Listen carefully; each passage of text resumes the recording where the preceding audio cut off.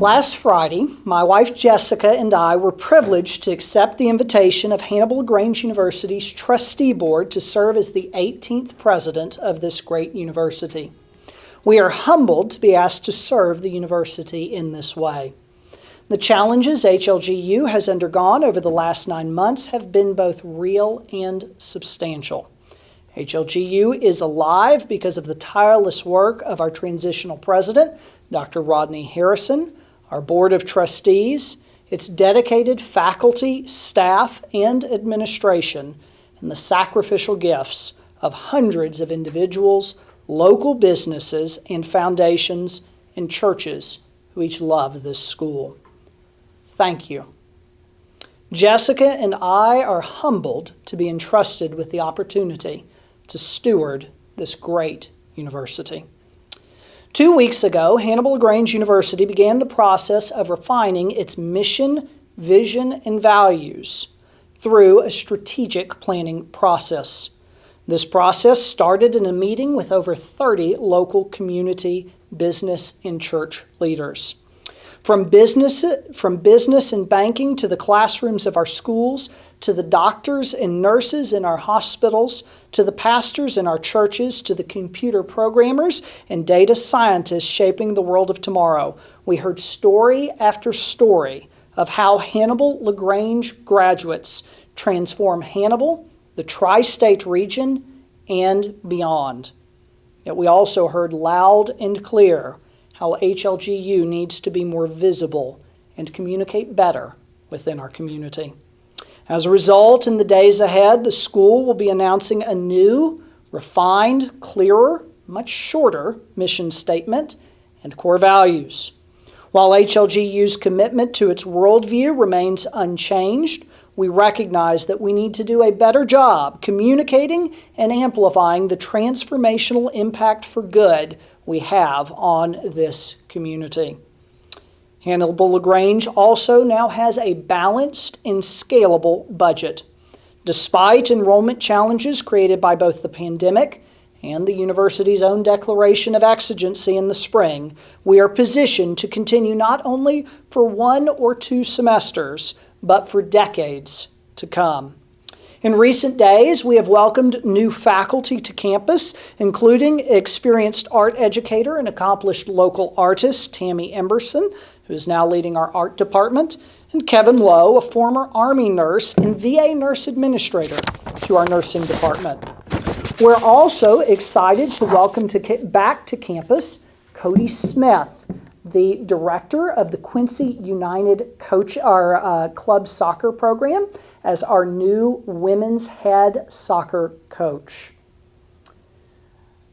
Additionally, after conversations with our local school district, we have prepared a new Pathway for Paras program to help ease the critical teaching shortage plaguing our local school districts.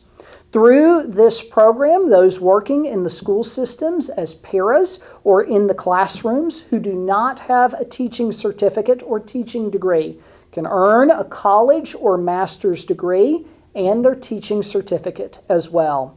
This program is unique in that course credit can be awarded for the work these individuals are already doing in our schools. We've also recently launched new fully online degrees in criminal justice, psychology, business, Christian ministry, elementary education, and university studies. While Hannibal-LaGrange still has many needs, our future is bright. We are thankful for the continued encouragement, prayers, and support we have received from our alumni, churches, business partners, and communities. Because of you, HLGU is not only alive, but primed to thrive into the future. Thank you. I'll answer any questions you may have. Sure. Well, first of all, welcome. Thank you. Tell me a little bit about why you're excited to be in this new role here. Well, I think part of the reason I'm really excited to serve here at Hannibal-LaGrange and serve as its president is, first, the incredible people I get to work with here. With the team here at Hannibal-LaGrange University has been continually commended for its incredible commitment to this school and to its investment in our students. And that would be the second reason I would mention that I'm incredibly excited to serve here, is because of the incredible students this school produces. I have known graduates from this university for decades now, and I am continually humbled and amazed by how they take everything they learn and leverage it in service to the various places they work in and serve in. Dr. Matz, what would you say to students who are currently considering HLGU? I would say to students currently considering HLGU that they should come to Hannibal-LaGrange University. And part of the reason I would say that is because of the journey this school has walked. There are few places where you can go to and be shaped by a faculty and a staff that have actually went through real, true adversity, like the faculty and staff and administration of this institution have. And what a place to be shaped and prepared for the various adversities we all encounter throughout life, than a place where everyone who is here has been shaped in exactly that way. As a Christian university, we see this principle throughout the Bible as well, in the idea that God uses adversity to refine us into who He has us and wants us to be. Other questions? Yeah, you just highlighted some of the new stuff that the university is kind of seeing this year with some new classes you mentioned, and also your partnership working with the local school district to help out some educators and stuff. So how are these new things going to be improving the school here this school year? Yes, I think that's great. Well, I think some of the things that are really helping to improve the school year this year are these partnerships we've already mentioned, the partnerships that with the local school system and our involvement therein, our expanded online programs, as well as what we've seen is we've seen a resurgence here on campus of campus life, which has just been tremendous to see. That we see a much greater involvement in various campus activities we have here going on right now, be that intramurals, be that our campus chapel services, be that Bible studies, be that various student activities, be that various community forums we've had. Participation and involvement in every aspect of community, of campus life has improved. Additionally, what we've seen an increase of is our students being involved in local places here in the community, be that the school district where so many of our students are involved in student teaching, be that the hospital where so many of our nursing students are involved, be that various internships which are common in almost every degree program we have here at Hannibal-LaGrange. We are seeing students get plugged in and get involved throughout our local community. Well, I second the welcome. Thank you. Yeah, and thanks for having us here today.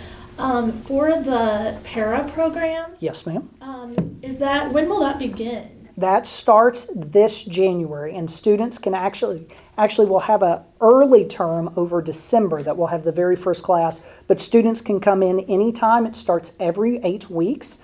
And we're really looking forward to that. We already have approximately 20 students scheduled to start in that program in either December or January.